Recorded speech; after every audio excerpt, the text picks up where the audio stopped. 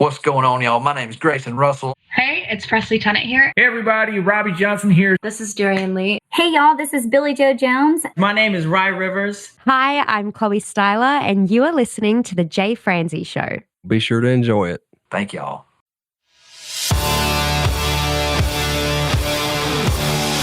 Welcome to The Jay Franzi Show, a behind-the-curtain look at the entertainment industry with insights you can't pay for and stories you've never heard.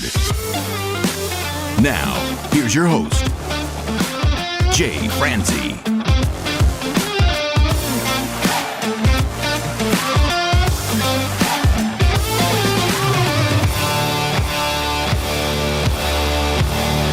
And we are coming at you live. I am Jay Franzi, and with me tonight, the Barbie to my Ken, my beautiful co-host, Miss Tiffany Mason.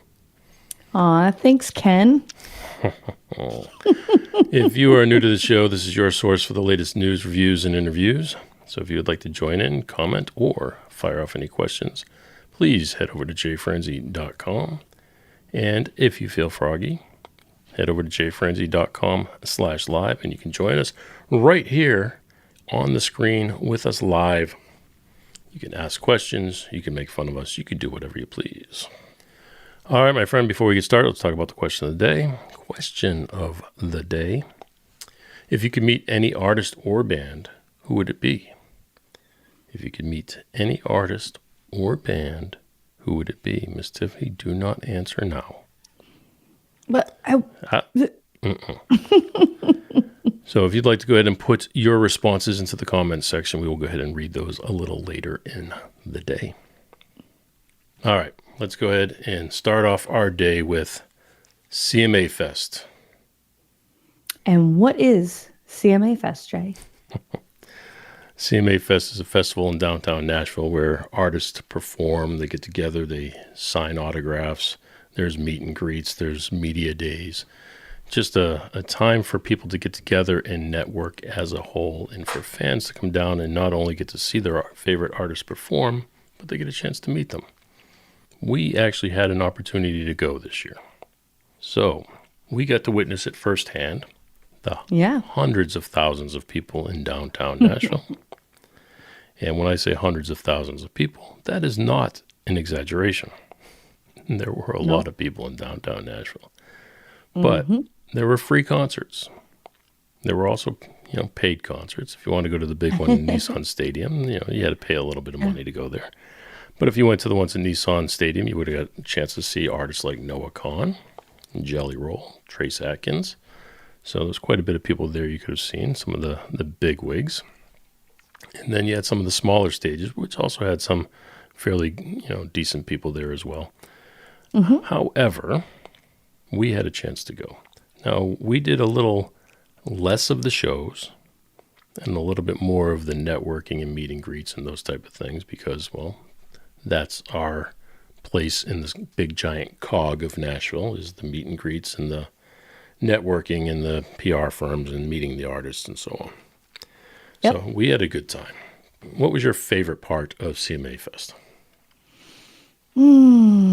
Well, we actually brought our daughters with us, and it was so sweet. I felt like just to see their friendship unfold and just to have Hannah experience Nashville. She's never been before, and just all the people. And my favorite thing about Nashville on Broadway, anyway, I just love that you take 2 steps and you hear one song, and you take 2 more steps and you hear a different bar that has different music coming out of it. And if you go into the bars on level 1, there's one performance going on. On level 2, there's another performance going on. On level 3, there's another performance going on.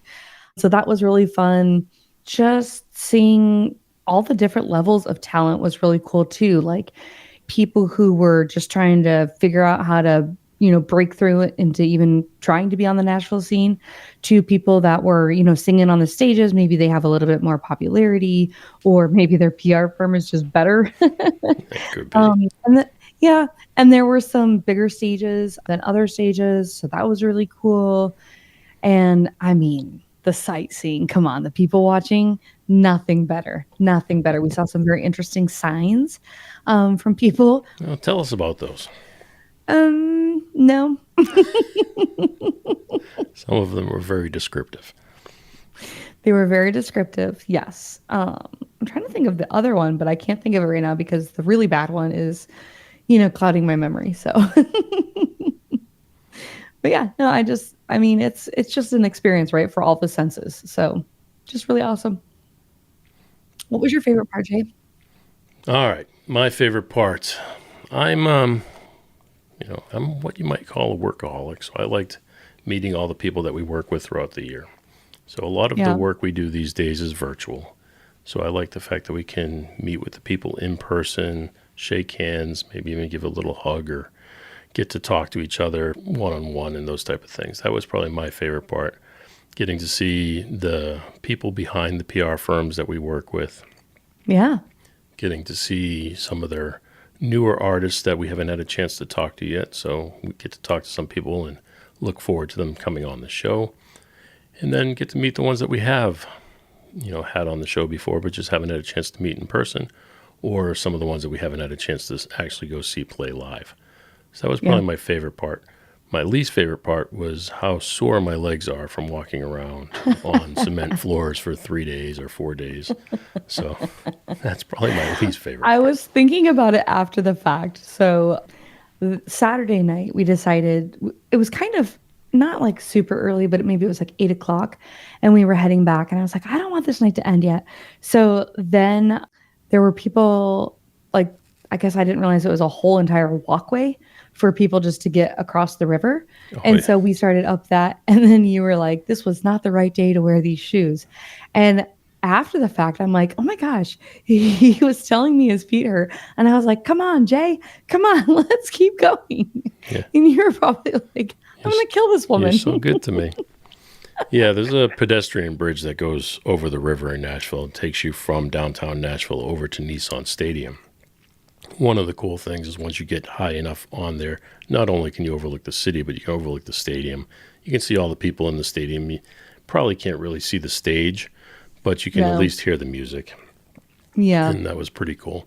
But yes, there's a lot of walking to get up to the top of that bridge, and doing that in shoes or boots, not comfortable. I did look up tips for attending CMA Fest, and they said, while cowboy boots look nice, they are not for a full day of walking. And I couldn't stop thinking about it when I saw everybody. And then Bella mentioned someone had told her that you only dress up like a cowgirl, cowboy, whatever, if you're a tourist. And so I was like, oh, we got a lot of tourists and they're all their feet hurt. Well, yeah, I mean, I lived in Nashville for 20 years, and typically, unless you're an artist getting ready to perform, sure, most people are not walking around in cowboy boots and hats and stuff. No. And I am like hardcore in mom mode. So I wore my Birkenstocks and my Vionic flip-flops, and I had all kinds of orthopedic support and sheer comfort. Nice. This is why nobody talked to us. It's all starting to make sense now. Like Hannah would say, my dogs were out. So okay. But no, I thought it was a great event. Tell me about some of the people that you had a chance to meet. Who did you enjoy meeting? I personally really liked seeing Grace and Russell, most because, which he's not going to want me to say this, but when I talk to him, I can see that little kid in Talladega Nights talking about getting hopped up on Mountain Dew and how he's going to punch his grandpa or take his grandpa out or whatever. So that was really funny for me. I mean, the iconic Lee Greenwood was there. I couldn't even believe it. And then we were looking for him and we thought he was at one area or whatever. And then we found out he was in a different area. So we busted over there trying to get there as quickly as we could. And when we got there, the lady was like, oh, the line is closed. But this nice guy let me in front of him. His name was literally, not even making it up, John Smith. And so he let me in front of him. And he's actually a Navy veteran. Shout out to John Smith. I told him to start listening to our show. He's not a podcast listener, but I did show him on his phone where the podcast app is and how to find the Jay Franzi Show.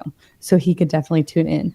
And then I had the most awesome lady in front of me, and her name was Ruby. And she had been a music teacher and an art teacher. And what was so cool about that is when we were waiting in line for Lee Greenwood, there were all of these guitars that had been turned into art. And I was like, oh my gosh, it's your two worlds colliding. And she was just amazing. She actually had passes to all 4 nights in the Nissan Stadium because 2 or 3 years ago, she actually beat breast cancer. And so they didn't really get to do anything like, hooray that you beat cancer. And so that was kind of her husband's way on their anniversary. He gifted them to her. And so they were attending every single night at the Nissan Stadium for all of the big acts. And she has just seen so many concerts. And also she shared a couple of stories of, the line was long, you guys. She also shared a couple of stories how they would hang out like after a concert, like forever. And then the bands would come out to their tour buses. She was listing off all kinds of bands that she's hung out with because her and her husband just hung out after the show, and they'd come out and say, hey, you want to come on the bus with us? And so she'd hang out with them. So it was really super fun being in line with Ruby. I loved waiting in line for Lee Greenwood. And then I got to tell Lee Greenwood about how God Bless the USA is my favorite song in the whole entire world.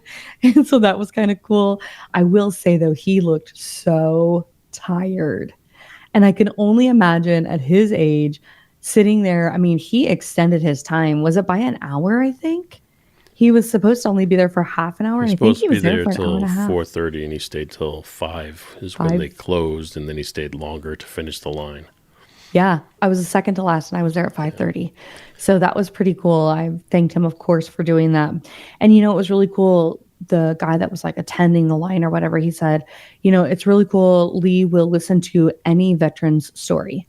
So however long that makes the line, however long that makes the wait, he will listen to every single story that any veteran wants to tell him. So I thought that was really cool too. I already think he's a stand-up guy. So, that just sealed the deal for me. And then, of course, I got my shirt signed. And you guys, I chose a CMA shirt that had a chick riding a bull. You want to know why? Why, Jay? I don't know. Tell us.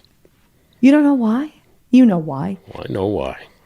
So I get up to the top of the escalator. My daughter and I arrive. And I was like so nervous because I never met Jay in person, y'all. Okay, so. It's something to be nervous about for sure. So I was like, oh my gosh. And then I couldn't even help myself. I just gave you a big old hug. And I was like, Jay, we made it. So then we get scanned in and we get into the main arena or venue or floor or whatever you want to call it, room. And we're barely there. Jay's like, you should do riding the bull. And I was like, whatever, I'm in. So you got a bull riding t-shirt. I did. Nice. Yeah. And then you had Lee Greenwood sign your boob, and then you called them old. Yeah. Got it. Yeah. It's all. Yeah. All the puzzle pieces are falling in place. He signed my sleeve, and I'm so annoyed because I flattened it out like when it hangs on a hanger and it gets a crease down the dead center. I flattened it out and opened it up a little bit. I opened it up mostly towards the back, so the signature is on the back of the sleeve. Like, dang it. Rookie mistake. See? That's why you got to wear it and have somebody sign your boob. Yeah. Who signed your boob, Jay? Good friend of mine, Scarlett. Yeah, tell us about it. It was fun. It was my favorite piece of the entire thing. It is the saddest thing in the world to me. But we get to meet all the artists, say hi and take pictures and all the fun stuff. However, we were going by one person that we did not know, an artist that was an up-and-coming artist that we were not familiar with. She will be on the show in the future because we made that connection. However, at the time, we did not know. And the PR firm, taking care of the crowd and making sure everyone's going through the lines, asked us if we wanted to go and get an autograph and said, would you like a picture? And I said, absolutely. So I pulled out my phone and held it up and took a selfie with her. And that caught her off guard. Like, she goes, I wasn't talking about me. I was talking about the artist. And it was an artist that didn't have anybody in line. So, I mean, literally there was nobody there. So I felt bad. I wanted to make sure that I talked to the artist, but I wanted to also joke and be funny with the girl. So she wanted to take the picture. I took the selfie, and then she said, no. She goes, if you want a picture, you can go get an autograph. I said, sure, give me a picture and I'll take an autograph. She goes, no, of the artist. So I was like, okay. I said, well, but first you gotta sign for me. You gotta give me your autograph. And she said, I don't have anything to sign. So I did. I opened up my shirt and I said, here, and I, let her sign my boob. And she goes, I don't have anything to sign with. So I went up to the artist and I actually took the Sharpie from the artist to give to her, and she did. She signed my boob, and we took a picture together. And then when it was all over, I did go up and talk to the artist and take a picture and everything with her as well. Out of all the people we've met and all the things we did, that was probably the moment that I remember the most. That lady had the sweetest Mississippi accent too. Yes, that lady was Sydney Mack is who she was promoting. Oh yeah, that's the artist. Yeah, that was the artist. So she was promoting Sydney Mack. But yeah, totally caught her off guard. And it was so sweet. And she was so excited. And then her kids actually came up and she was like, you guys, look what I just did. You gotta see this. That was the best thing. Then we connected on social media, and now she's my new best friend. Look at that. Look at that. Oh, there you go. What I thought was funny is all the people who were in the streets of Nashville taking selfies and talking to their phone with no shame in their game at all. Just walking up and down the street, just holding selfie sticks, dancing and singing or talking to their social media like it was nothing. Yeah. Now, that is not something that I would want to do. I would not want to walk up and down Broadway just filming myself talking. It's just odd, just very odd. The entire street was full of people doing that. And then there was selfie stations. It's so weird. I did not notice that at all. Not one time. You participated in it, so you can't tell me you didn't notice it. You took photos of yourself at the selfie stations. Yeah, that's fine. I noticed about selfies, but like talking to their phone and stuff. Oh, no, I didn't they notice did that. I mean, even my daughter did it. Oh, yeah, I know.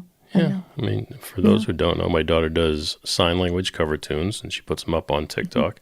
So, of course, we're in Nashville. She had to do a country sign language video. So I'll put the link in the show notes if anybody wants to check it out. I had a fourth grade teacher teach us sign language. She had a deaf student at one point, and so she taught every fourth grade class that came through how to do sign language. Thank you, Mrs. Patterson. So I still remember the entire alphabet. I know a few words, but it was really fun to pick her brain. And then we had some jokes going with some sign language throughout the trip. So that was really fun too. No, it was cool. I mean, and I will tell you too, my daughter was most impressed, not with the artists, but she was most impressed with the sign language interpreter that was interpreting the shows. So we saw Trisha Yearwood, and there was an interpreter on the side of the stage just doing her job. Signing away. And my daughter sat there and watched the whole thing. And then when it was over, we went up and she made a new connection, new friends. And now she's got somebody in that world to talk to. So yeah, it was very cool. All right, my friend, would you like to move on to some country news? I would. And I think we'll get the sad news out of the way first. Does that sound fair? Fair enough. Unfortunately, Mr. Connor Smith, who is only 24, he tragically struck a pedestrian that was on a marked crosswalk. And police are reporting that there are no signs of impairment and that Connor he's cooperating. It appears to have been an accident. Mm-hmm. Yeah. There's so many people there. And, it was so sad too. I think a couple of dramatic things that stuck with me from the trip was you saying that those barricades are so that people can't drive into the crowds, which is so pathetic and sad that that's what it's come to. Yeah, they put those at the beginning and end of each block so that if somebody were to want to try to do that, they wouldn't be able to. But let's just reiterate that it appears that this was purely an accident. There was just hundreds of thousands of people on the street. And as he was driving by, ended up hitting somebody on a crosswalk. Mm-hmm. So it's very sad, not only for the person that he hit that unfortunately passed away, but also for a young man to he's going to have to live with that for the rest of his life now. Yeah. Yeah. Okay, well, on to more exciting things or more happy things. Rootsy singer-songwriter Tyler Childers is set to release a new album produced by legendary Rick Rubin. The project promises fresh material and a creative pivot from his recent self-produced work. Nice. I like that. I suppose if you've got Rick Rubin on your side, probably going to be slightly better than your self-produced stuff. He is a very well-known producer. He's a different type of producer. He's a producer that seems to go purely on feeling. He's not a technical producer. He doesn't come across as a musical producer. He is known for either sitting or, in some cases, he'll just lay on the couch in the back or on a windowsill. So it's all about feel for him. And he, I'm sure, is guiding people down a direction to get to something that makes him feel something. And if it makes him feel something, then the goal is that it'll make other people feel something. But he is not the type of producer who's going to sit there and musically guide you or help you or try to make things extremely polished, as we've talked about with, say, Mutt Lange or even Dan Huff. So he's a different style of producer. And that's the thing that I like most about being an engineer, is getting to work with all of these different styles of producers. Not every producer will produce a record the same way. So you get to learn different tips and tricks from all of these people. And then you develop your own style. So when you do a project of your own, then it's like anything else. You adapt what you like, and then you let go of the things you don't like. So if he's just like laying there listening to it, and you said that he doesn't really give any direction, like, what is he doing?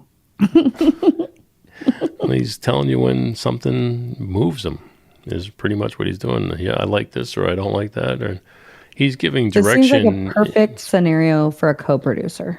Yeah, no, that would be a great thing. We've talked about having two producers in the past, and when I work with another producer, like, for example, I've done a lot of projects with Jim Cristaldi. Jim Cristaldi is one of the best musicians I've ever met in my life. He's a great songwriter. He's a great musician. He's had a couple albums out. I mean, he is just really talented. But we're two different types of mindsets. I'm very technical, and I want to make sure that we go in and get the best sound we can, and we use the best equipment, go through the best preamps, the best consoles, all of the different things. Where Jim is a performer. He plays instruments. So we work very well together because neither one of us are good at the other person's job. Together, we make one very good producer. It's very collaborative, like our friend Post Malone. Co as in collaborative. Yes. Sad. Well, speaking of somebody who likes to collaborate a lot, Morgan Wallen's album, I'm the Problem, that's what I was going to say. Yeah, sorry. Debuted at number one on... Well, if I'm the problem, you might be the reason. Fair enough.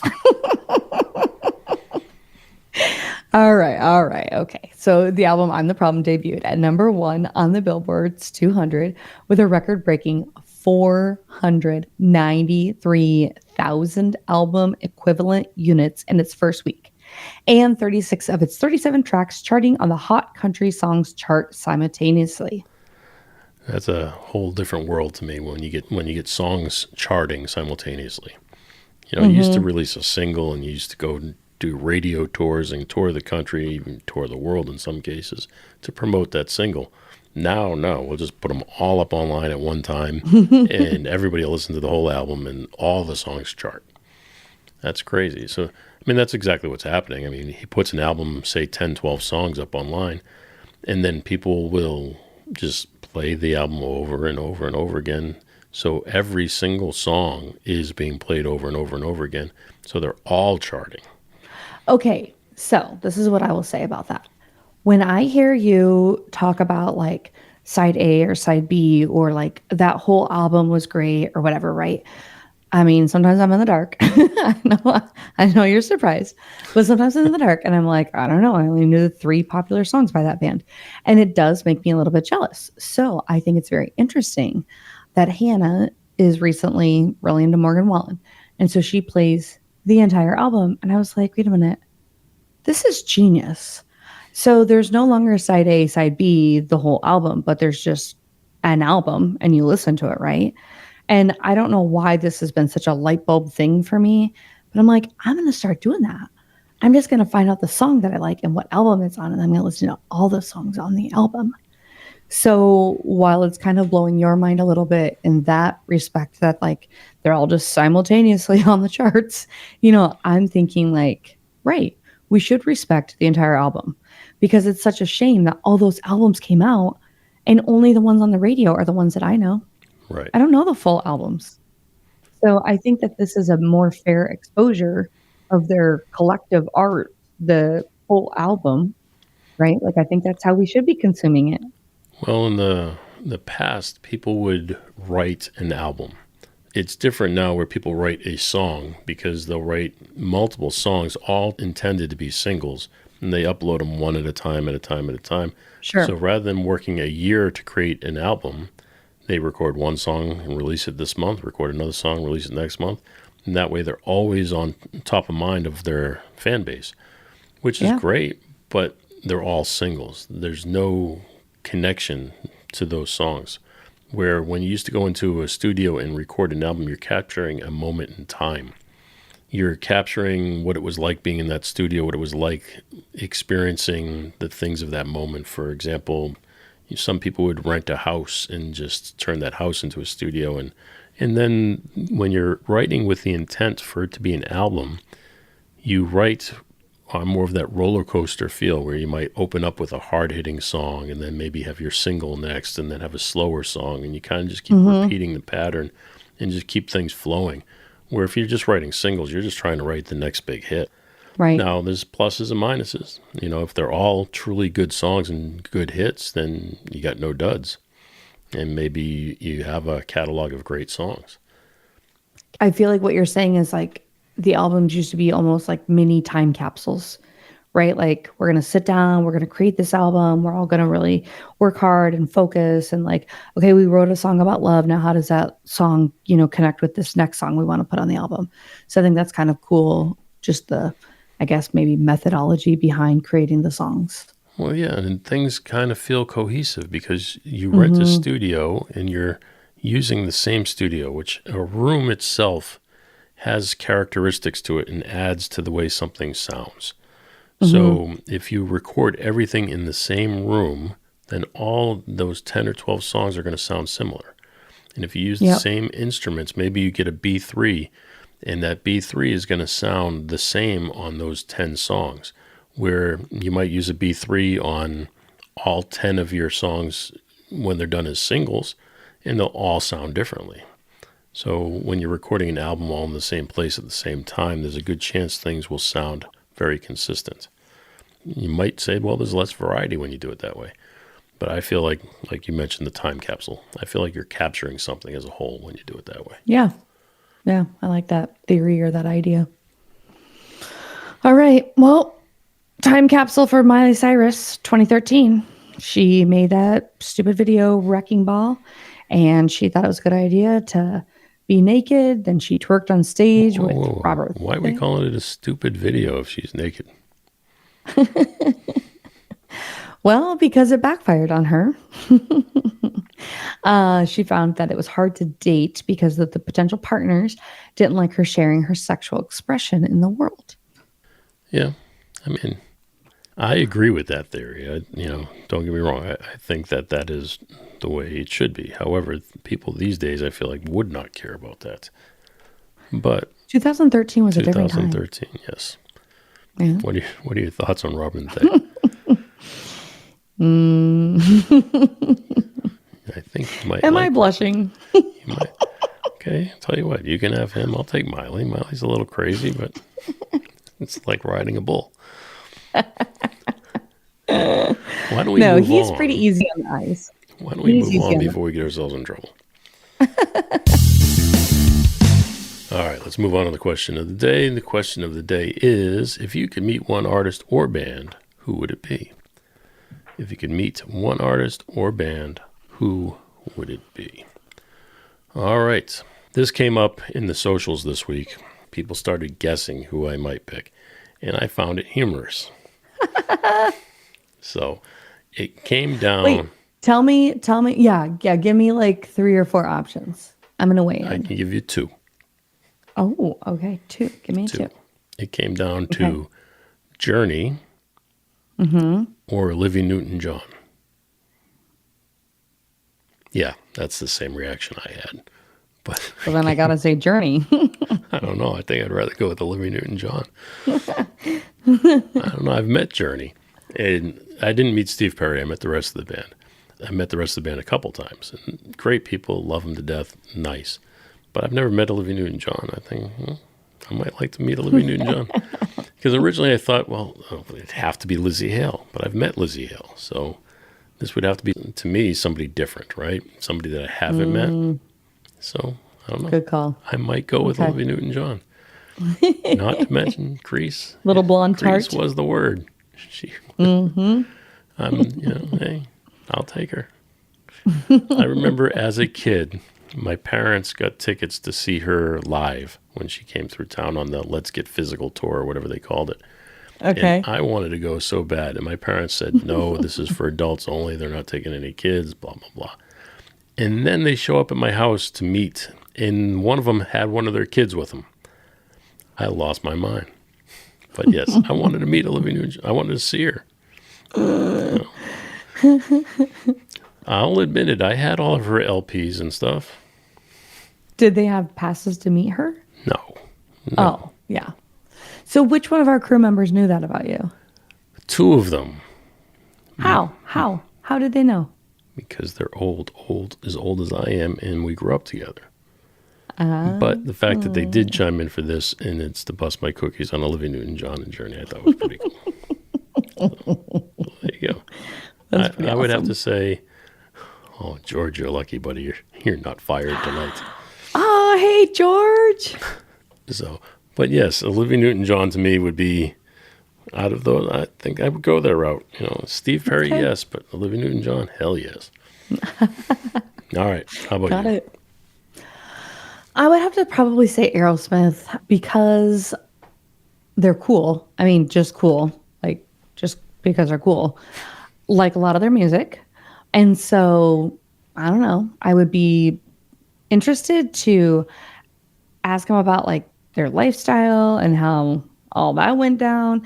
I don't know. I just feel like he's one of those people who's lived a fast and hard life. And I think it'd be cool to meet him, take a picture with him. All right. I don't know. I don't think I've ever met him. I hear he's a very nice guy. I've met the rest of the band, but I've never met him. I mean, I saw him on American Idol. I can see he's a nice guy. Okay. That's really who they are, right? All right. George is here. George says Presley Tennant. Oh, well, he kind of got to meet her. George, you were in her hands. Oh, for those who do not know, which would be everybody here, we were in Nashville. We went to a local, what do you call it, gift shop maybe? Yeah. Souvenir shop, and Yeah. they had license plates with people's names on it. So we looked and we found a license plate with George's name on it, and we bought the license plate. Well, I got to back you up just a little bit. Hannah was looking for hers. And then you spotted George. And you're like, oh, there's George. And I was like, oh, we have to get it. Yeah, so we got the license plate for George. And then we decided we would take pictures of that license plate everywhere we went. So we did. We took pictures of it as far down as McDonald's. And we took it throughout the event. We had different people hold it. But one of the people, I know George likes Presley Tennant, so we got Presley Tennant to hold the license plate for George, and we took a picture of that. It can be seen on our socials. Actually, no, it can't. I need to put... I'm working on a reel. I'm working on a reel. We'll put the George reel together. Yeah. So there you go. That was really fun. All right. Okay. Who else? Let's go down the list here. Dina says Phil Collins. I wonder why. I don't know. She does not say. Mike or Michael says, you know the answer to this question. Long-haired Mike. Long-haired Mike? No, not long-haired Mike. That would be Mark. Oh, Mark. Dang it. He was on the show last week. Now we have long-haired Mike, too. And he's referring to Steve Perry. Oh, okay. Tina says Keith Richards. Does not say why. Why don't we add a stipulation here to go ahead and add why? Yeah. Scott says Scott Stratt. Or no, Scott Stapp. I thought it was Strap. The guy from Creed. Oh, I don't know. I don't know either. June says Elton John.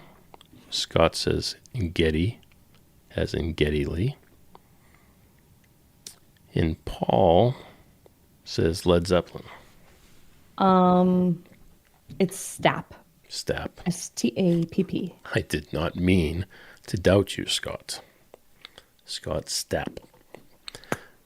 And Debbie also says, or Deb, I don't know if it's Debbie. I'm assuming Deb is short for Debbie, but Deb also says Geddy Lee. She seconded that.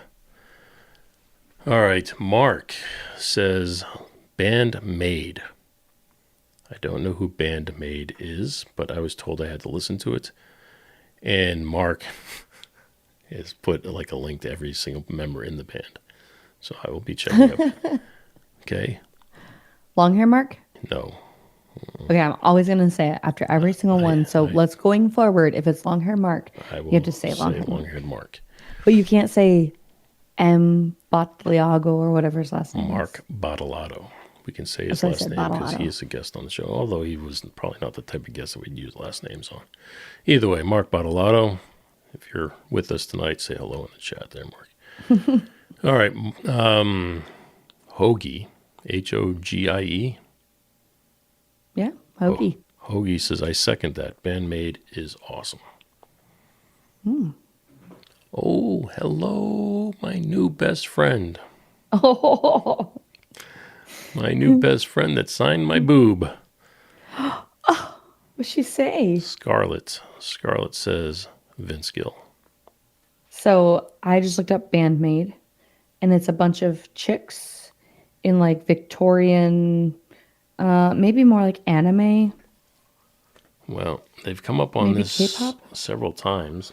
Yes, Japanese In fact, rock band. CRC69 says Bandmade. Yep. Okay, so a lot of people feel You like the chick-led front? female-fronted rock bands. Thank you. That's what I was trying to get at. I don't know if chick-led is the way they want to go, but female-fronted rock bands. Okay, wait. I'm sorry. I messed it up. So your friend said Vince Gill? Yes, my new best friend, Okay, I like Vince Gill. Vince Gill. I always liked watching his music videos. My A Project Music. I think that stands for my audio project. It says Trent Reznor. Okay. Oh, look. Hey, Sarah's following directions. Sarah says Taylor Swift. Her storytelling is unmatched, and she's inspired me through every era of my own life. I see what she did there. See what she did there. Not only did she follow directions and come up with an actual reasoning behind it, but she actually played along with the Taylor Swift. Yeah, I like it. Mike says the Beatles. Yes. Ooh, I'd like to meet Elvis. Elvis, yeah. Elvis would be good. He's probably still alive, right? No. You don't think so? No. Alive in spirit, Jay. Thought he was hanging out with Michael Jackson somewhere. Oh, they're hanging out together. It's real hot. Nice.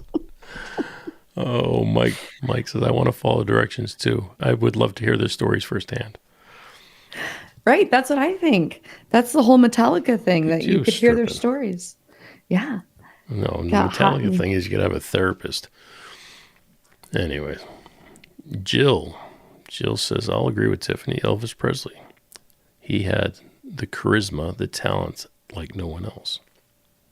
And he'd have that sweet hunka hunka burning love voice. Well, Tiffany, nice to meet you.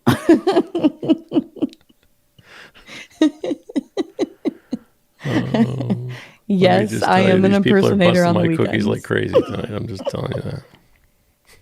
Let me hear it. I want to bust your cookies. No. You can't. You're not allowed. Rachel says, oh, I'm like Tiffany. I like Fleetwood Mac. Yes. That'd be another one that I think they've lived a fully experienced life. I bet they've got lots of stories. I hate you. Just want to point that out. Chris says Metallica. Just point out, everybody's on Miss Tiffany's side here. Anybody want to, show me some You have love? the taste Throw of me music. something? No. Tina, I refuse to mention. I refuse. Yeah, refuse. Refuse, yes. Means you will not do it. I refuse to mention that. No. Oh, fine. Telling me. She says Telling Beyonce. me. Oh. Oh, she's a powerhouse and a brilliant businesswoman. She is. She has lots of businesses, and she probably has a lot to say about like mindset and like, gosh, trying to think of one of her songs. It's not coming to me right now, but don't like female empowerment. She probably has a lot to say about like taking the bull by the horns and, Rob, last week we mentioned don't include last names unless you want it read on the air because I'm bad at that. Rob says Johnny Cash. He was the definition of raw and real. Kyle says Radiohead. Emily says Shania Twain. You only got to work on a Johnny Cash project, right? You didn't actually work with him. Yeah, I worked on a live performance of his. Okay. I received the recording after he performed it live. Okay. I guess I don't really know anything about who he was as a person other than his relationship with June Carter. So Yeah, I don't know anything about that him. doesn't say much about him. So Yeah, I mean, that was a big project. I got to work on live recordings from thousands of extremely well-known country artists, but never actually got to meet them. And if I did meet them, it was for a different project, not for that particular project. well, I know we talked about current artists, or I don't know if they were like today current artists, but recent artists who, would get trashed before they go on stage because their anxiety would be so bad. And I wonder if Cash is maybe one of those people that, just the pressure got to him and, drank a lot. Nice. It's possible. I know from that same series of live recordings was Jerry Lee Lewis. He was talking about it because I'm not drinking. He goes, this is just a coffee cup or whatever. He said that a few times throughout the beginning of the show. And then when he got to Great Balls of Fire and he started it and messed it up and then started again, he goes, okay, fine, I might be drinking. So, you never know. Jason says Nirvana because Kurt Cobain's mind must have been something else. Lena says Dolly Parton. That'd be another fun one. Tommy says AC/DC. Angela says Billie Eilish. My daughter Lucy would love you. She would love to meet Billie Eilish. Kevin says Pink Floyd. Pink Floyd is not just something you listen to. It's an experience. I kind of agree with that. Samantha says Prince. There's nobody like him in terms of talent and mystery. Really? Mystery? Was Prince mysterious? Maybe in performance. Again, busting my cookies. Brent. I should say your last name just for doing this. Brent says Leonard Skinnard. Thanks, Brent. I appreciate that. Pronounced Leonard Skinnard. He says Leonard Skinner. They taught me the meaning of Southern rock, but of course had to bust my cookies for the fact that we did not know that was the name of their album last week. But long-haired Mark came on and saved Mark the was day. right. Victor. I like the name Victor. That was my grandfather's name. I like the name. It was a potential contender if I had a son. But Oh. Victor says Eminem. He's been brutally honest in his music. I agree.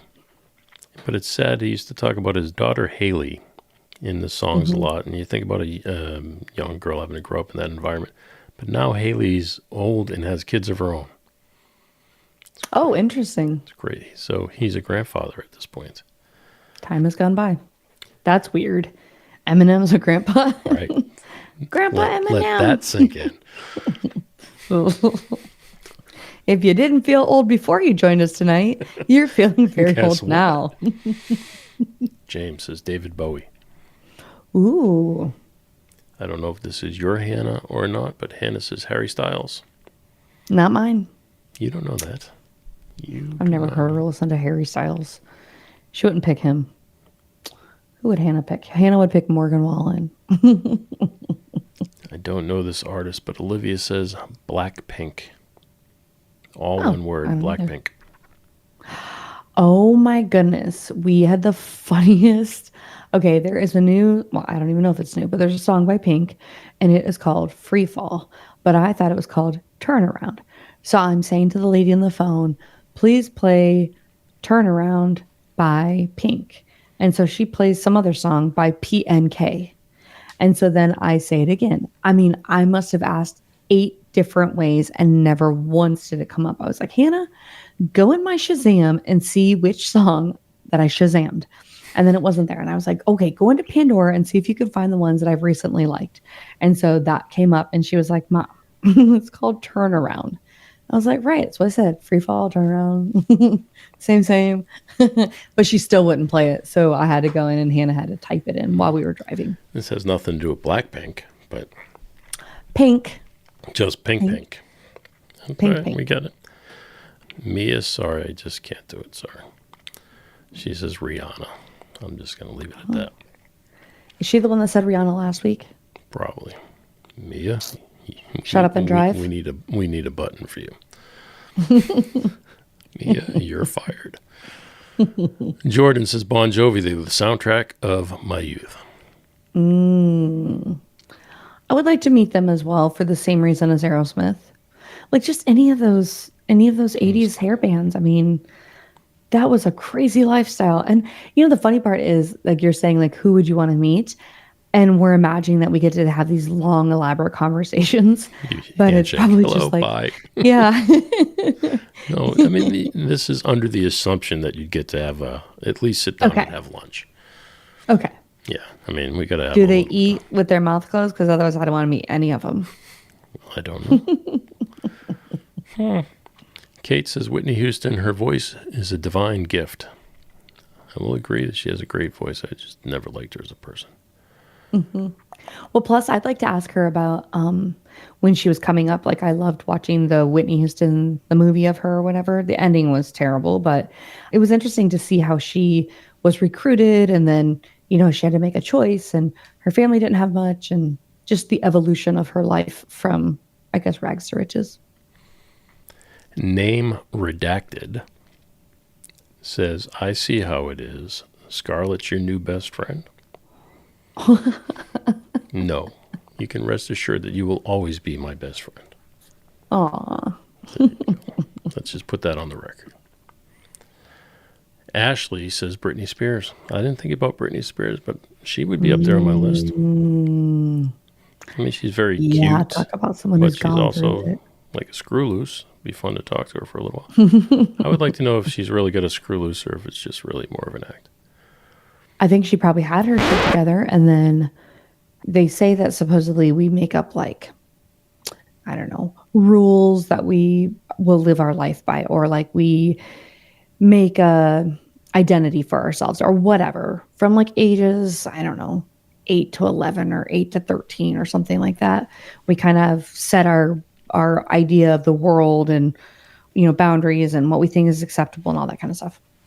Anyway, and I think like if you become too famous too soon, like all that's just messed up. And I think maybe you're just messed up for the rest of your life. Like even Miley Cyrus growing up in fame. Yeah, she had no chance. And she's taken some left turns, but she's come back. Yeah. All right, I'm going to start censoring so we can get through some of these and move on with our night. Justin says Tool. I think Dave Ray from the band Von Ray would agree with you. That's from what I can gather his favorite band. Madison says Phoebe Bridges. Eric says Bob Dylan. Haley says Lord. Oh, Lord. Oh, Lord. Carlos says Bad Bunny. I've heard the name before. I don't know who Bad Bunny is. Uh-huh. I don't either. I think he's a rapper. Well, that was great. I'm glad you get all excited to tell me. I don't know either. I don't know either. I know the name. He brought Latin music to global prominence. Yes, he's a rapper and a singer. Okay. Chloe says Paramore. Ooh, good pick. Mm-hmm. They helped me through my teenage angst. Oh, they helped me through Garage Band. And I do mean the game Garage. Oh, Rock Band. Crap, I did that last time. Rock Band. Dang it. Oh, you're proving that you cannot be learned. You can't teach an old dog new tricks, Jay. Oh, Ben says Slipknot. Oh, here, you know what? Ava, I'd say you're my new best friend, but we just realized I can't have multiple best friends. So you're right. Oh, I'm going to get it from all angles. Name redacted. You're still at the top. You're the pinnacle. I guarantee it. If you want to share your name, we can throw that out there too. Yes, Tiffany, we all hear you over there. Ava, this one's for you because you're the only one tonight who is on Team J. She says, Nora Jones.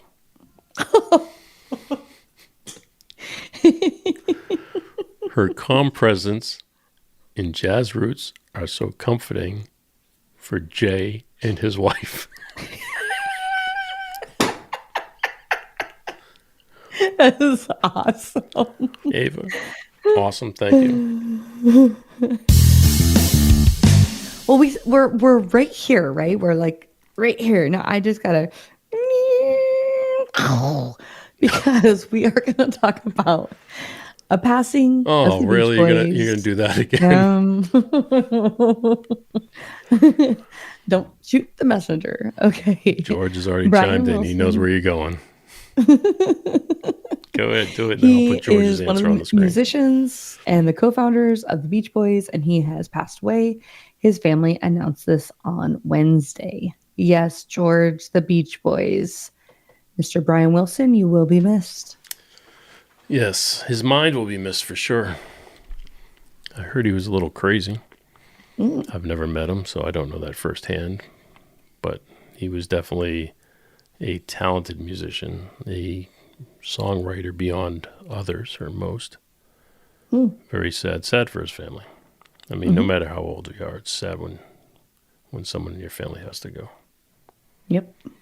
All right. Okay. Move on. Well, moving right along. Hard rock bands Seether and Daughtry. Seether. That's what I said. Seether and Daughtry. I'm sorry. It was just the accent. It caught me off guard. Yeah. Seether's my favorite. Okay. And Daughtry will co-headline North American tour starting October 1st in Virginia Beach and ending November 15th in Fort Lauderdale. Produced by Live Nation. There you go. Love me some Daughtry. I don't know. Yeah, Seether. Daughtry is awesome. Seether's great, but Daughtry is awesome. Maybe I want to meet Daughtry or Carrie Underwood and talk to them about their American Idol experience and their rise to fame. That'd be cool.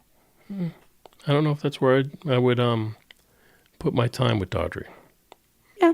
No. I would put my time with either. Maybe how he broke free from the American Idol umbrella. That might be more interesting to me.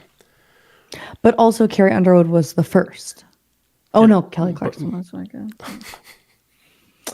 But Kelly Clarkson won. Daughtry didn't win. I know. And he didn't win that Masked Singer either.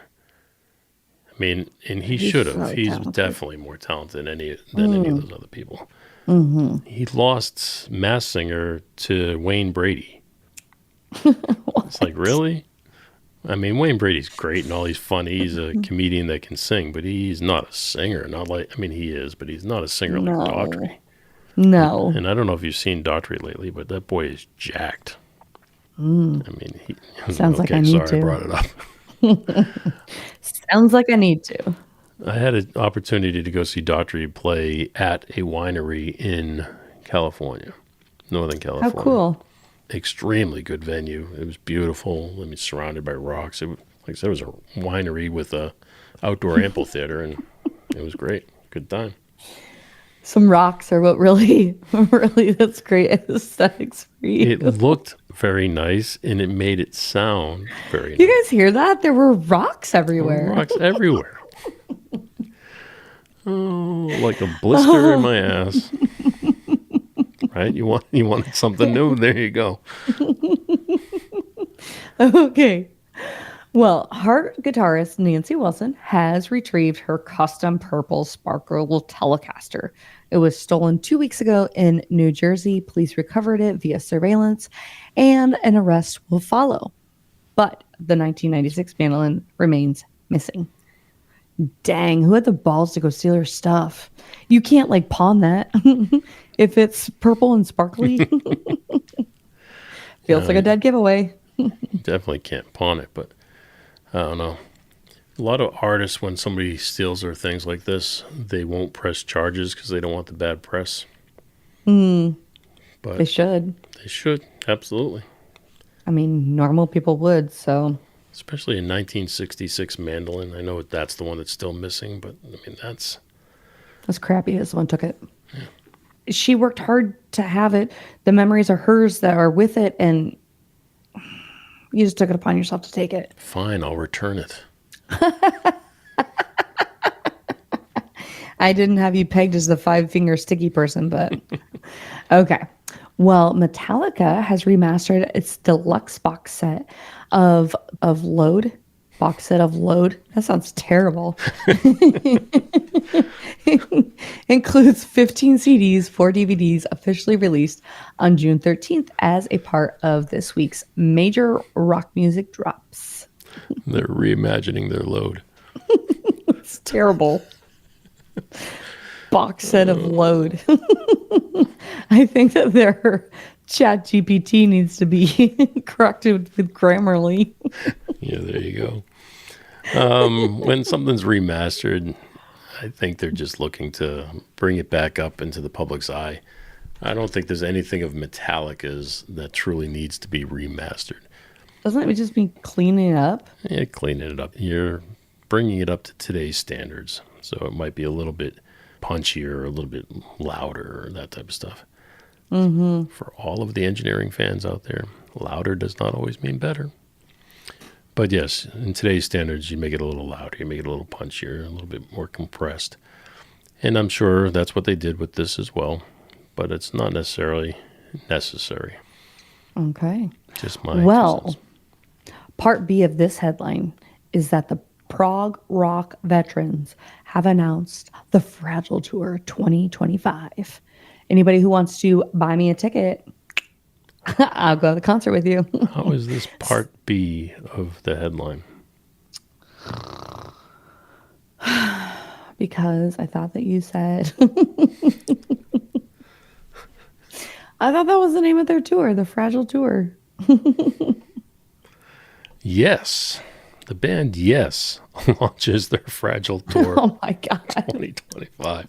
Not Yes, Metallica launches a tour. The band Yes. No, that's terrible. You are so good. Let's scratch that story, because who knows this band Yes? Only everybody listening to the show but you. It's one of the most popular bands in the world. I don't think so. No, it's not. Now, granted, I will give it to you that they're old, but so are you. Whoa. You should know who they Never are. allude to a lady's age, Joe. Joe? Tiffany, you're fired. I'm just saying. Okay, I'm going to take a bite of my crap sandwich, and you... The band, Yes, they have launched a new tour. It's called the Fragile Tour in 2025. They'll be celebrating their new album, Fragile. The upcoming shows promise full performances of their classic LP with special selected guests. Wow, I'm going to get tickets for that. So whoever wants to buy me a ticket. Our good friend of the show, Keith Sensing, this is his favorite band. So, Keith, oh, crap. that is for you. I think Tiffany, Keith is probably... You're fired. Oh. That was Keith's favorite segment ever. I don't know. I don't know if it is or not, but at least he knows who the band is. Oh, it was. And he would probably see them. Was. He'd probably see them live. Oh, yikes. If you are new to the show, this is where we recommend artists or music or something to each other and see what our thoughts are. And this week, or last week, I recommended a band called No Apology with no spaces. No Apology. I recommended that band to Miss Tiffany. I specified one song called Bad News if she wanted to listen to a particular song. So, Miss Tiffany, what did you think of No Apology? Well, I really liked it. I liked it started out that she was whispering, and I thought that was kind of a cool effect because then the drums come in. So I thought that was really, I don't know, audioly interesting. Anyways, that was cool. And then I liked actually that I know the song has nothing to do with marching or that she is part of like anything. She got these tall boots on though, and it just made me think of like soldier-ish, and it just had this great beat throughout the whole thing. I loved in the video, I don't know what it's called, the part of the drum that looks like a cymbal. Is it a tap? I don't know. The hi-hat? Hi-hat. That's exactly what it is. Yes. Yes, that's exactly what it was. So I like that. And then I liked her main line, I am not the me you think you know. Like, how freaking cool is that? I like that. Look at you. You were able to understand the lyrics? Yeah, of course. Of course. It's the most important thing to me. I know, but she's got a very thick accent. She does. She does. And I wrote down that I thought that the drums were the star of the song. And I like at the end that the guitar was so fast. I really liked all of it. It's a good recommendation. I would listen to it again. I did not hear you mention the fact that she is hot one time. Well, darn it. I must have missed that. My eyes tend to go for more masculine looks. She was kind of tough, but no, she's a beautiful, beautiful girl. And I mentioned last week that my wife is always busting my cookies. Every time I'm listening to the music or watching the video, she goes, "Is that your girl again?" Yeah, no. She's very good. She's an amazing singer. Absolutely amazing singer. Yeah, she really, a lot of power. Yeah, she's definitely powerful. She's, like I said, she does have a thick accent, but she definitely sounds great. She sings great. And I don't know if it's her boyfriend or, what, but the guitar player, I would tell you his name, but Lord knows I can't pronounce that name. Did you say they're German? They are from the Ukraine. Oh, okay. So they have names that I will not be pronouncing. However, her boyfriend seems to be the musical mastermind. If it is her boyfriend, I don't know that. He seems to be the musical mastermind behind the guitar playing and probably arranging the band and stuff. They seem to be the centerpieces, like most bands have a guitar player and lead singer, to be the centerpiece, and then I think they built the band around them. Oh. They used to be a duo, and it says formerly of, and it lists the duo, but I cannot pronounce it. I'm so sorry. I'd be glad to spell it for you, but it's not being pronounced. However, extremely talented musicians. They started by doing a lot of cover tunes. They even did Journey's Separate Ways. I mean, they've done a whole bunch of cover tunes. And that's how I found them. And then they put this band together later. I don't know. They've got a lot of great songs. So that's my 2 cents. And if you would allow me, I would like to go ahead and tag on to this recommendation and give you yet another. I would love that, Jay. Okay. I am always intrigued by suggestions. I have my pen and paper ready. Everybody at home, pen and paper. I promise you we can tie it in. So back when they were doing the cover tunes, this band hooked up with another band. The band was called Halocene. They are an American band, originally from Arizona, I believe. However, I think they're in Nashville now. Mm-hmm. But these two have done a duet. So check out Halocene, see what you think of them, and then we can go ahead and tie it all in with their duets maybe the following week. Who knows? Okay. So Halocene will be the new act to check out. The thing that I like about both of these bands is they are true independent bands. And when I say that, I mean no labels behind them, no management that I know of, that they literally just get together, they perform the music themselves, they write the music themselves, they record the music themselves, they put their videos together themselves, and they have live performance studios in their home. I mean, I was just going to say, I'm having a flashback. Talented. This is the ones that record in their houses. Yeah. I mean, when I say talented, I truly mean they are both very, very talented.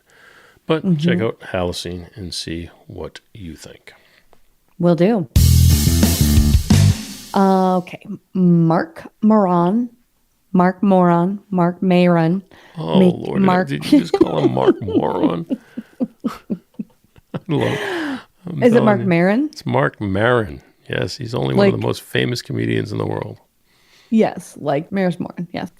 Mark Maron ends his iconic podcast after 16 years. So he has recorded his topical and entertaining podcast, WTF, from his garage studio, interviewing famous people such as Robin Williams, Nicole Kidman, and former President Barack Obama. Have you ever heard of the show? Have you ever heard of him? I've not heard of him, clearly. I have heard of the show. I never listened to an episode, though. Okay. I've listened to it quite a bit. It's definitely one I follow. Oh. Now, he's definitely left-leaning. So if you can get past his political beliefs and his opinions, his show is usually pretty good. He does record it from his home. It's just him and one other person that have been doing this podcast. He records it from his garage, Jay. I know, right? That's the place to be. But yes, that's what all the cool kids do. It's just him and one producer. So it's just two people that have produced that show for that long. Barack Obama went to his garage. He recorded in his garage. It's pretty cool. It is pretty cool. But to take that a step further, they had to put snipers up on all of his neighbors' roofs. Oh. So, they right? treated it like anything else. The Secret Service was everywhere just so he could drive to this guy's garage and record a podcast. But his podcast has been going, like it says, for 16 years. But he's known for very New York Jewish type humor. And he starts every show with just him rambling about something. Usually it's like his therapy. He's usually rambling about something to do with his mental health or something, and he's just going on and on and on. And then he brings on the guest and talks. So you're usually going through about 20, 30 minutes of him rambling before you get to a guest. So I have a client who has been podcasting for, I think, almost 13 years now. And she says the reason that she likes to have the podcast and why that's her preferred method is she basically feels like she is talking out loud, like verbally processing things that are going on in her world or whatever. And so he probably has found the same way, just that oratory processing of whatever's going on that day or things that were bothering him or whatever. And then she does the same thing. She rambles for, I don't know, 15 minutes, maybe 10 minutes, not 20 or 30, but, and then she gets to the heart of what the episode is about. And I personally find it very entertaining. That's probably why you have enjoyed it as well, because, it's that authenticity piece, easier to relate to. Well, in our world, when we put shows like this together, they say just get to the meat, just skip everything, get to the meat. Yes. But sometimes it's that extra stuff that allows you to get to know your host and makes the show more enjoyable, makes it stand out from any other interview that, Barack Obama has done. Yeah. It's surprising to me. If you take Mark Maron doing his left-leaning podcast and having Barack Obama on, you can take Joe Rogan doing his right-leaning podcast. He likes to say he's in the middle, but he's right-leaning. Right. He had Trump on. So, two of them, it's showing you the power of the platform for sure. I would be willing to put money down that it was because of him being on Joe Rogan that he won the last election. So the power of the podcast is definitely there for sure. But we are not political, so what else do we have? Well, we have Kevin Hart. He roasts. Okay, let me just start over again. So Kevin Hart. Take two, folks. Edit point number 26. Tiffany will get it right this time. When he was opening... Start from the start. Okay. Only if you really want me to. You keep thinking maybe not. Okay. During his opening monologue at the 2025 BET Awards on June 9th, Kevin Hart lampooned Sean Diddy Combs over ongoing legal issues, joked about Kanye West, Cardi B, and even suggested using self-driving Waymos. What's up, Waymos? Waymo is the self-driving vehicles. They're like Ubers, but they're just driverless. Where are those? All over California and now parts of Autonomous Arizona. vehicles? Autonomous vehicles. Wow. I know that they are working on something with autonomous vehicles in Jacksonville, actually. I wonder if we will have a Waymos soon. Waymo. A Waymo. It's like eggs in Spanish. Huevos. It's just plural. Okay. So having the self-driving Waymo to prevent post-show party chaos, staying a step ahead of controversy. Anyway, so he was having... No? Start over. Yes, Kevin Hart got beat up pretty hard for being pretty brutal during the BET Awards. Isn't he the one that got smacked by Will Smith? No. That was Chris Rock. Oh, yes. Yes. Yeah, I would think... That's got its own set of challenges. We can approach that a different day. Right. But I would think that would be a rough road to go with all of your colleagues, I guess, in the room. And then you're going to talk smack about him.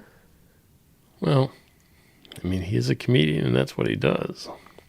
Yeah. And it was his opening monologue. So hopefully it was just, funny banter. If you're hiring a comedian to host or to roast your audience, you have to know what to expect. Yeah, and then if you're Will Smith in the audience, you have to know how to take it. Yeah, true statement. I think he's just had his issue with his wife. Whole different story. So, Jeff Garlin, he's an actor, comedian, and he just walked off stage at a Calabasas Country Club show after the organizers offered to pay him with a check instead of the agreed upon $800 in cash. Around 40 attendees were reportedly disappointed. Yes, he did. He decided he would not perform because he was charging $800, wanted it in cash, and would not perform. Now, normally I could say, okay, fine, you told him, and he did say he wanted it like 2 months in advance or something like that. So I can understand you don't get it 2 months in advance.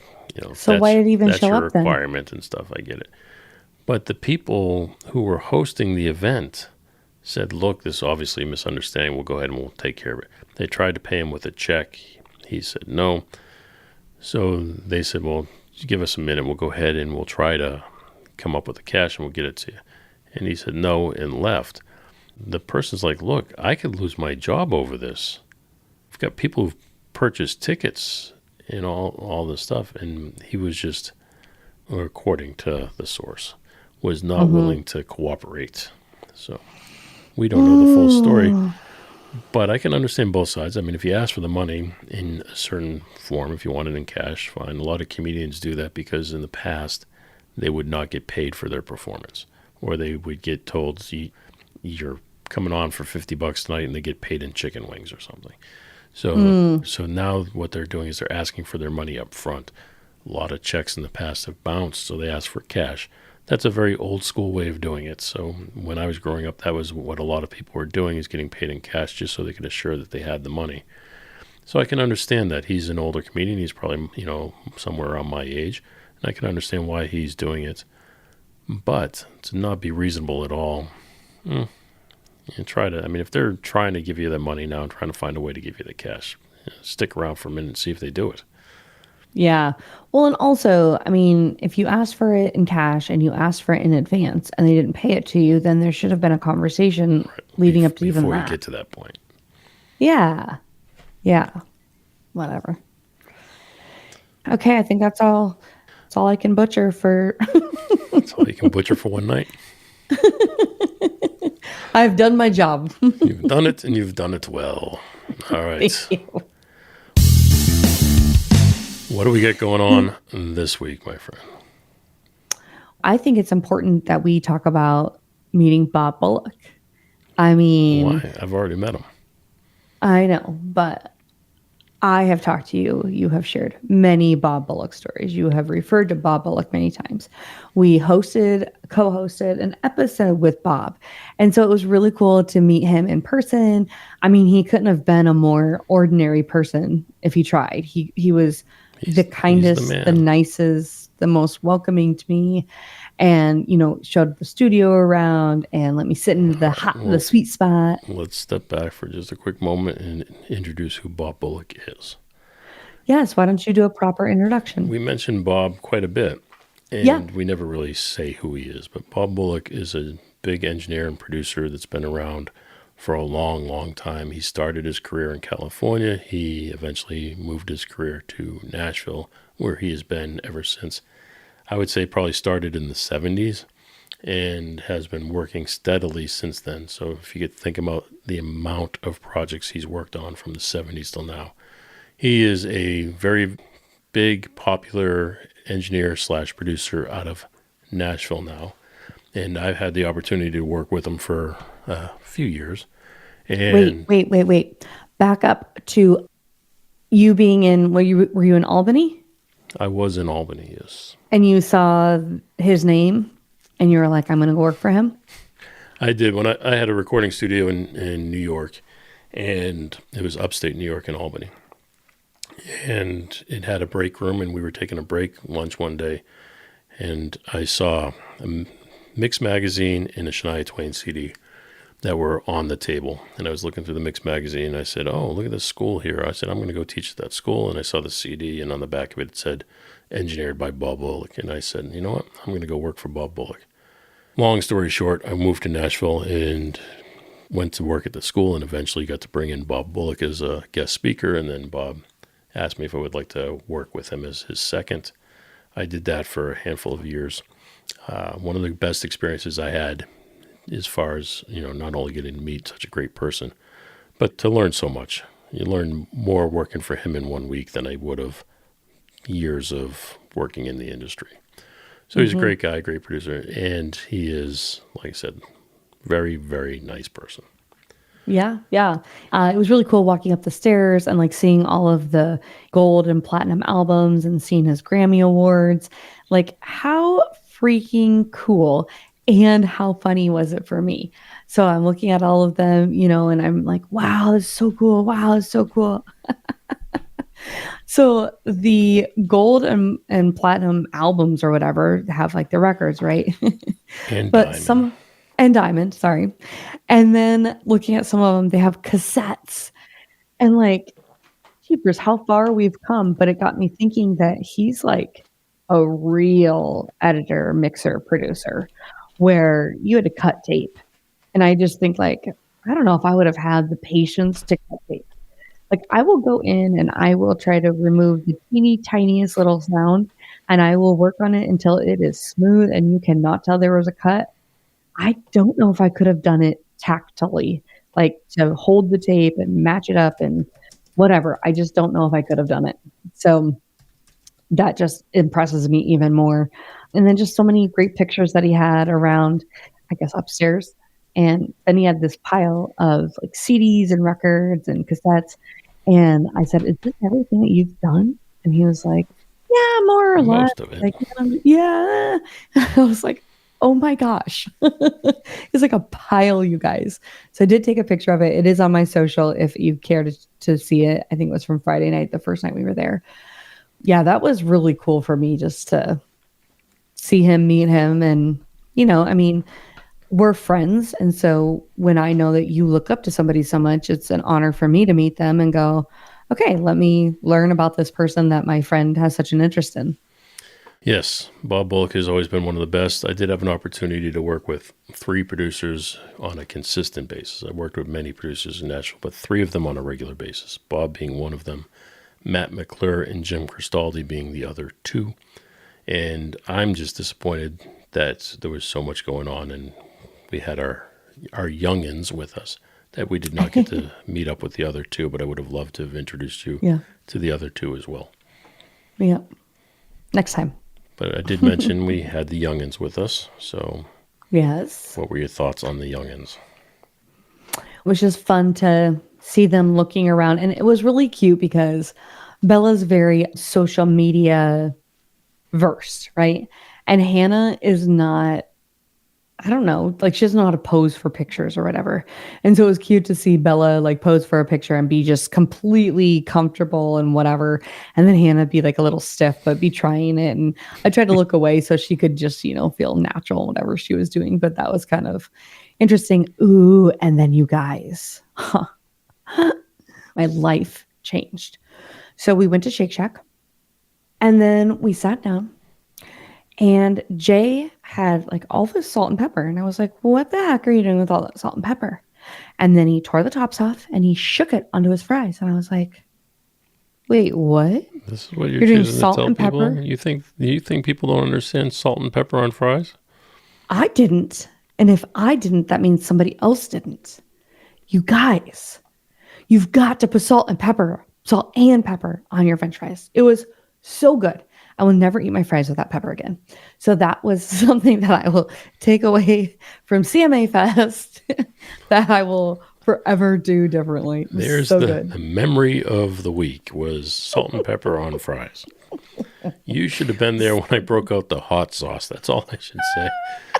By the way, we did not get to eat any Nashville hot chicken or get to go to Prince's hot chicken, which is really what we I could have, wanted. but Jay didn't want to wait in line. Well, to be fair, it was the children's that did not want to wait in line. Oh, well, I think it was you. And then they were like, okay, Jay doesn't want to wait either. And I was like, okay, we can do whatever. I don't think that's the case. I would have liked to have gone to Prince's Hot Chicken. I don't even know if it still exists, but it's one of those things that we just did not get to do. There was so many things going on. Yeah, I would have liked to have gone to the old or the original, the OG Losers. That would have been cool too. Yeah. We say that because now there's another location downtown Nashville. Yeah. But Midtown has the original one, and I think there's a location in Vegas now too. Oh, really? Yeah, because they send Kyle Fields, previous guest of the show, they send him to Vegas to do a residency. And then they bring him back and they send him back out several months later or whatever it is. He's also the one that, collaborates with Post Malone. I say collaborates. Who doesn't? Post is. It'd be weird if they didn't. He's gotten up on stage with Kyle and played a couple songs. Oh, that's cool. That's cool. All right. Yeah, we're just getting back into the swing of things, getting ready for Father's Day. Happy early Father's Day, Jay. Am I your father? No, but you're a father, and I can still wish you a happy Father's Day. That's true. You can. That's fair enough. I remember I told my wife that the first time. My wife got mad at me the first time because I didn't recognize her on Mother's Day.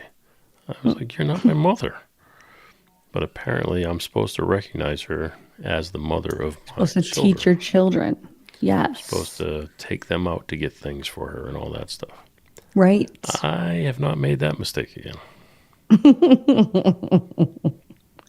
Well, my husband did make that mistake this Mother's Day, and it was like, okay, but also like, okay. Also, though, when they don't do it, then it gives you off the hook for Father's Day. So if I don't do very much, I'm off the hook. I mean, and you know what he said to me? He said what you said. Well, you're not my mom. I was like, Well, every year he's done something. And this year I got flowers from Hannah because Hannah really wanted to buy flowers for her boyfriend's mom. So then she was like, I'll get you flowers to your mom. And I was like, whatever. thanks. Yeah. It was fine. It was fine. Was it, though? I might be a little bit over it. So. All right. Should we land the plane? Land the plane, Jay. Do you have the license? I do not. Do you see the runway? Do not. I do not, and I do not. We can never guarantee that this is going to go straight or smooth. All right, folks. Well, we have done it. We have reached the top of the hour. It's actually top of hour number 2, which does mean we have reached the end of the show. So if you've enjoyed the show, please tell a friend. And if you have not, Tell two. Thank you. Thought you were going to leave me hanging there for a minute. I thought I was too. You can reach out to both of us or just me, I don't know, over at jfranzy.com. I will be happy to keep this conversation going. Tiffany will be fired. Dang it. Tiffany might be fired. We don't know. We'll see how it goes. George, if you don't want her fired, just let us know. He never wants me fired. He doesn't have to let you know. He wants me around. If you'd also like, you can join us on the socials. We'll talk to you there too. And you can also see all these pictures we keep talking about over on the gram, as the kids say it. The gram. Ooh, the gram. Kind of feels cool to say it, doesn't it? I mean, like, we don't get to say it very often. I couldn't say that to you, but we can say it to our people. Crew. Can we say that? Yeah. We did it. We pulled it off the gram. Expects of us. Miss Tiffany, have any final words for us? I sure do. Sound is the soul's signature. Keep tuning in. And on that note, have a good night. Thanks for listening to The Jay Franzy Show. Make sure you visit us at jfranzy.com. Follow, connect, and say hello.